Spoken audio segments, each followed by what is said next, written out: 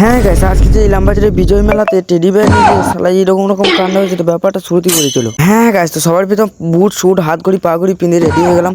আর হ্যাঁ এই দেখো টেডি বেয়ারটা এই জন্য রেখে দিলাম। তো তারপর আমাদের এলিয়ানটি ওয়েট করছিলাম, আর তারপরে দেখতে দেখতে আমাদের এলিয়ানটি চলে এলো। তাই মেয়েটিকে কানে তুলে বেরিয়ে পড়লাম। আর হ্যাঁ আমরা আজ যাচ্ছি নিনজা যে রেস্টুরেন্ট। হ্যাঁ এই দেখো, তারপরে ভালো এখানে খানি তেল বলি, কিন্তু তারপরে ভালো এটা তো চার্জের সরি।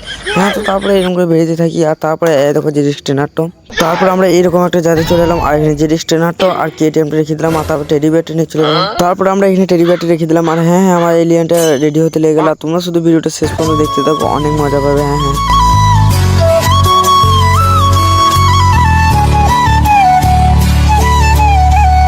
তো তারপরে তোমাদের কাছে ফাইনালি যায়। হ্যাঁ এরকম এলিয়ানটা চলো।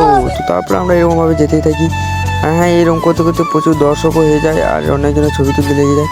তো তারপর আমরা বিজয় মেলার ভেতরে ঢুকে গেলাম। আর হ্যাঁ গেছে এখানে ব্লগটা শেষ করা, আমাদের নেক্সট ব্লগে বাই।